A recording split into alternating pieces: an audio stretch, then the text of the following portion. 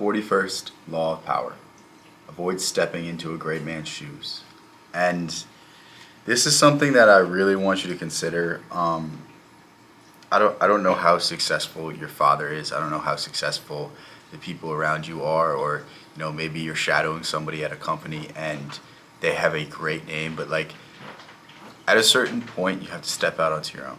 At a certain point you can't rely on someone else's reputation for your life. And this is something I want you to keep in mind, because I feel like we live in a day and age where everyone's trying to copy each other. Everyone is trying to be the next Andrew Tate. Like when Andrew Tate blew up, think of how many people put on sunglasses. I mean, I've put on sunglasses in a few videos, so don't roast me for this, but like that's not why I was doing it. It was really bright outside, but at the same time, like what I want you to understand is, think of how many people put on sunglasses. Think about how many people talked about masculinity and, oh, I'm an alpha male, and oh, you just have to be rich and then all your problems go away. And it's like,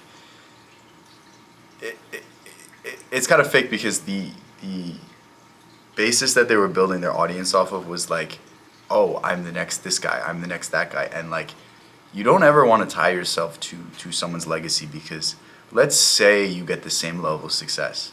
The very best you could do is the same amount of fame as them, the same amount of success as them, the same amount of riches as them, but everyone's calling you a copycat. Everyone's calling you a carbon copy. Nobody's giving you the credit you deserve, because you simply took someone else's work and did the exact same thing. Like, we need to build upon the past generations. We need to forge our own paths. We need to take every lesson that we've learned from the greatness around us and apply it into our own lives and take our own unique path, because this is the true path of purpose. This is the true path of improving society. Like, the ideas that you're trying to emulate are already out there. You need to improve upon them. You need to make them better. You need to take your own path and apply your own creative mindset into these things, because I feel like we really pigeonhole ourselves. Like, for the longest time, I feel like I wanted to just take the same path as my father. Go to law school, get that law degree, get that JD, be able to put Esquire on my business cards, and I hand them to girls at bars, and I'm like, yeah, I'm cool. Like, no, that's not why, but like, I just saw what he did. It seemed interesting, and I'm like, I want to do the same thing. But at the same time, like, I was following his path. I was following his legacy. I was trying to be the same person as him, and it's like, I'm a different person. I don't want the same thing. I don't want to follow the same path, so I can't do that. I can't pigeonhole myself. I can't follow someone else's journey. Like, that in no way will ever provide me happiness, and at the very least, like, I'll have the exact same life, and that's not what I want. Like, I want different. I want to be myself, and you can't limit yourself by putting yourself in someone else's shoes. Like, you need to step out on your own. I think a great example is Hank Williams Jr. Hank Williams, the Hank Williams Sr. was probably one of the most famous country artists ever.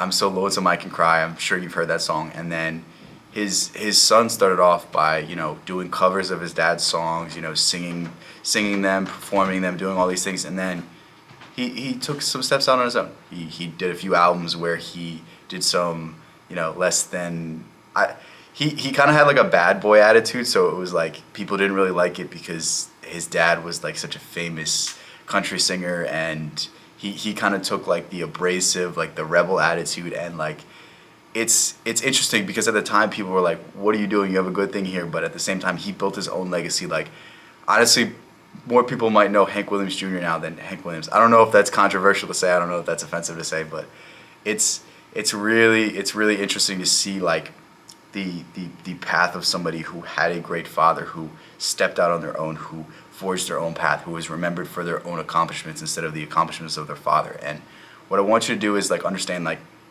you have to be different than the past generations. You have to be different than your examples. You have to be different than your role model. Like, life is about evolution, and if we try to carbon copy every single person, like, we will never get the level of success that we desire. We will never feel true fulfillment. We will never experience that path of life that we really are begging for. And it's something I want you to start considering, and it's something that I want you to start playing in the back of your head. Like, you need to take your own path. You need to forge your own destiny. Like, learn whatever you can from your role models, learn whatever you can from your mentors, take all of the skills that they teach you, and then go out in the world and apply that on your own. Like, That is what mastery is. That is what Robert Greene's other book, Mastery, is basically about. Like, you learn absolutely everything you can from that great teacher. You take everything that great man did. You take all the lessons, and then you apply it in your own unique way and build upon the lessons of the master. Forge your own path. Become your own man. Take your own destiny into your own hands. And again, this law is a super interesting one. I'll leave a link in the description to this book. Thank you so much for making this far. I'll catch you in the next one. Peace out.